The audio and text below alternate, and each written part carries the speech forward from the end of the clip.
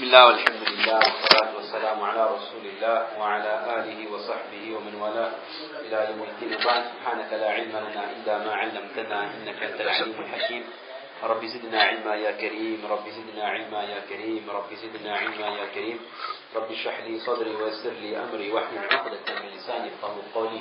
Peut-être qu'il va faire 13 minutes. Demain, c'est samedi, la plupart de nous sommes fonctionnaires et il n'y a plus d'école le samedi matin. Parce que le tarawih d'aujourd'hui, comme tous les jours, est riche en lectures profitables. Parmi les ayats extrêmement intéressants qu'on a vu aujourd'hui, c'est un ayat qui concerne tout d'abord le da'i d'Allah. Et le da'i d'Allah, c'est monsieur tout le monde, tous les musulmans, et avant tout une personne qui invite vers Allah subhanahu wa ta'ala. Dans les 4 premiers rakats, l'imam a dit Ud'u ila sabili rabbika bil hikmati wal mu'izati al hasana jusqu'à la fin du ayat. Et on retiendra que dès le départ, Allah Ta'ala explique comment se fait l'invitation vers Allah. L'invitation vers Allah, vers l'obéissance d'Allah, doit se faire avec sagesse. Il doit se faire avec sagesse. Et pour illustrer cela,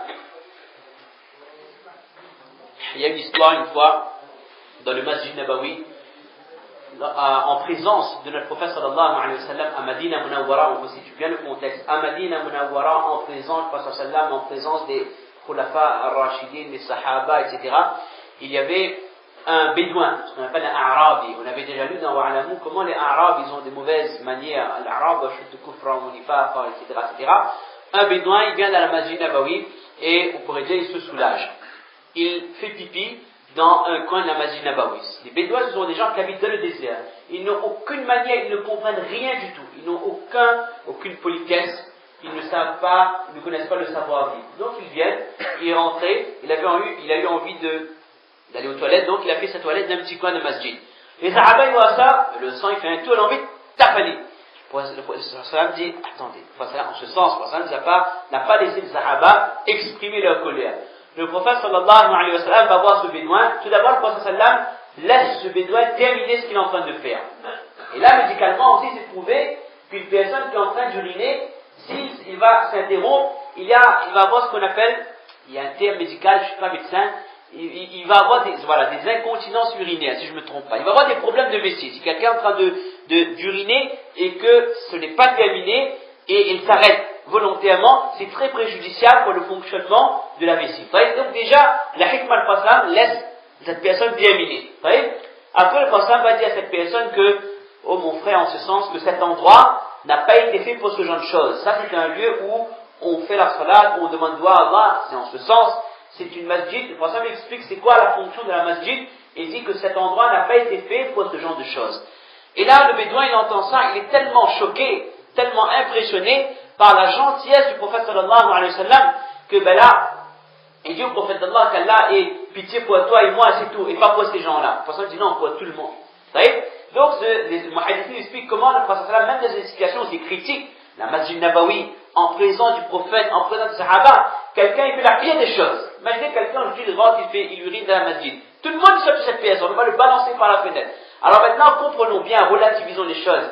S'il arrive qu'un musulman, qu'un de nos frères, fasse une erreur de la masjid, il n'est aucunement nécessaire d'humilier la personne en public. Une fois, j'étais dans un endroit, c'est pas Saint-Clotilde, c'est pas Saint-Denis, mais dans un endroit où quelqu'un dans la masjid, et c'était quelqu'un qui était de passage. Vous voyez, son GSM s'est mis à sonner. C'est vrai que c'est gênant. C'est vrai qu'on a mis des pancartes un peu partout. Vous voyez, mais ça faisait longtemps, c'était au début. Quand GSM venait de sortir, et souvent on laissait sonner pour que les gens voient que j'ai un GSM. I'm big man, j'ai un GSM. Maintenant les enfants ils ont des GSM.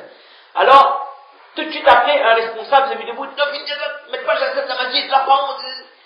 Je me suis dit que, subhanallah, cette personne qui est de passage, tout le monde a compris c'était qui. Tout le monde a vu c'était qui. Elle dit comment cette personne peut-elle remettre le pied dans la masjid une deuxième fois après avoir été aussi humiliée en public.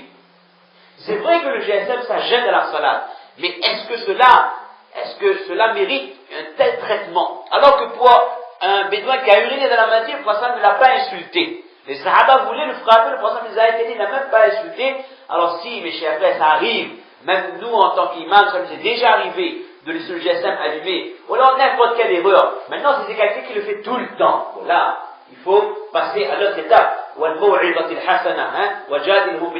Aller un petit peu plus loin, mais toujours parler avec la personne de manière infiradan, avec personnellement. Ne jamais humilier quelqu'un en public. Ça, c'est parce que casser le cœur d'un musulman, ça c'est un péché extrêmement grave, c'est plus grave que l'erreur que cette personne a pu faire.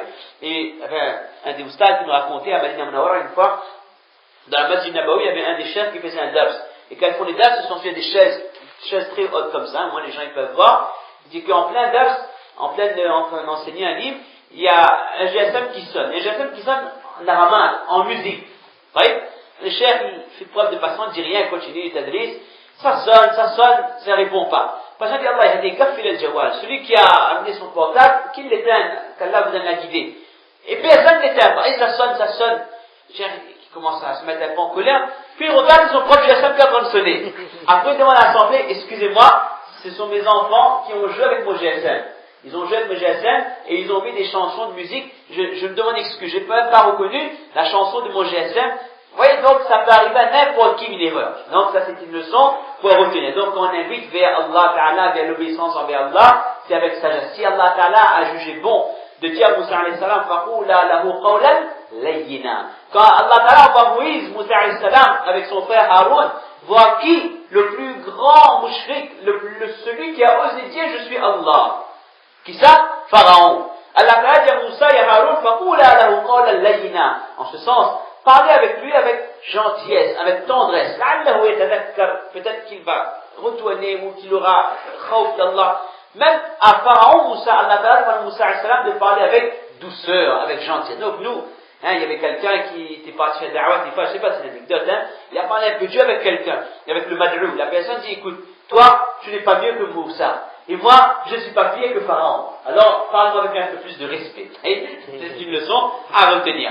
Parmi les versets qu'on a vus aujourd'hui, Inch'Allah, qui a été lu par Hafizab, Subhanalladhi asra bi'abdihi, ça on va pas faire le bayan du 27e Rajab, c'est le verset qui explique le Isra ou le Mi'raj quand le Prophète sallam a été invité par Allah pour venir le rendre visite au ciel après ce qu'on appelle le Amul Huzn, l'année de la tristesse, le décès de son oncle et de son épouse, radiyallahu ta'ala anhuma, et Khadija bien sûr, et là Allah ta'ala a invité le Prophète sallam, a envoyé Jibril salam, voir le Prophète sallam qui était dans la maison de sa tante Hani. Et là, Jibril salam a ouvert le toit, il a amené le Prophète près du maqam, il a lavé son cœur, puis on connaît le Buraq, il l'a amené jusqu'à Baytul Maqdis, et là le Prophète a officié la salat avec tous les Anbiya, il a eu des conversations avec eux, et puis il y a eu la deuxième étape qu'on appelle le Mi'raj, vers le ciel, où le prophète a visité les 7 cieux, il rencontrait différents prophètes, jusqu'à arriver près du Sidratul Muntaha et près d'Allah, où il a reçu en cadeau les 5 salats. Et c'était la première obligation en termes de ibadat, furu'.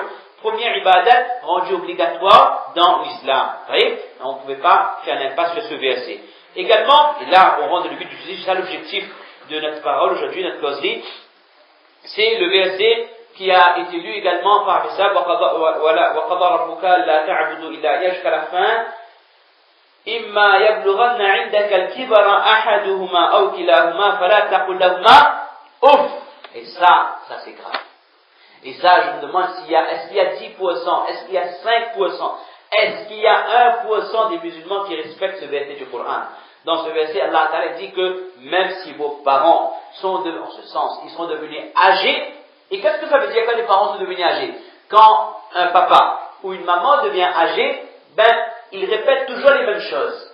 Et ça peut devenir parfois agaçant. Parce que plus les parents ils deviennent âgés, plus l'enfant grandit. Il n'a plus 12 ans, il n'a plus 20 ans, il a 25 ans. Et quand on a 18 ans, on est adolescent, on n'accepte pas certaines choses. Et quand on est marié, attends, mais je suis marié, finalement madame, mon tantine maintenant, et puis un enfant. Et quand on est maintenant père de famille, je suis papa aussi. Je n'ai pas à recevoir d'ordre, de conseils de personne. Plus les parents grandissent, plus ils deviennent, on va pas dire gâteux, mais ils deviennent pesants parfois. Vous voyez? Si une fois il dit, Fisa, tiens la poubelle dehors. Papa n'a 35 ans, mais quand papa a 60 ans, tous les 15 secondes, il dit, Fisa, tiens la poubelle. Fisa, tiens la poubelle. Il dit, attention, il dit, m'a tiré le vieux, on comprend pas, oui, quelle langue faut me dire, on voit un SMS? Ça c'est la pire des choses. Et combien de jeunes ne mettent pas, comme vous direz, l'atelier, ils n'hésitent pas à répondre à leur parents. Et ça, on le voit, on le constate.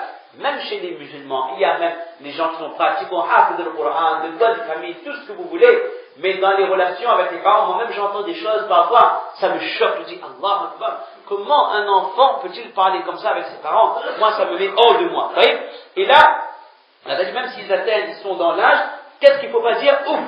Ouf. Et les ulama, les mufassirs disent que ouf, c'est le strict minimum. Déjà, c'est le quota haram. Ouf, c'est quoi? Ouf, c'est en arabe, mais en français, ce sera ou alors ouf. D'accord. Alors, non, pas ça dit il est bon la vieille, ou alors t'es le vieux, arrête, tu saoules, ce genre de choses. Les jeunes, ils le disent en permanence, mais le simple fait de souffler, montrer qu'on est exaspéré, ça c'est déjà le péché, ça on a déjà fait ce que Allah Ta'ala a rendu haram. Vous voyez? Et regardez, les ulama disent que lorsqu'Allah Ta'ala parle de l'unicité d'Allah, Allah ta'budu illa iya, immédiatement après Allah Ta'ala il parle du droit des parents. Après le droit d'Allah, vient immédiatement le droit des parents, comme dans d'autres versets, anishkurli wa liwalidayk, que vous soyez reconnaissants envers moi et envers vos parents. Le droit des parents, ça vient immédiatement après le droit d'Allah, subhanahu wa ta'ala. Donc, ne jamais dire de mauvaises paroles, des paroles blessantes aux parents, et ne jamais agir de manière incorrecte avec les parents. Et comment il faut agir? De parler toujours avec respect, des paroles mielleuses, il faut même parfois il faut exagérer pour faire plaisir aux parents. Vous connaissez que parmi les sadaqas, c'est obtenir un sourire de la part de son père ou de sa mère. Ça, c'est quelque chose d'exceptionnel pour un enfant. Donc, dans ce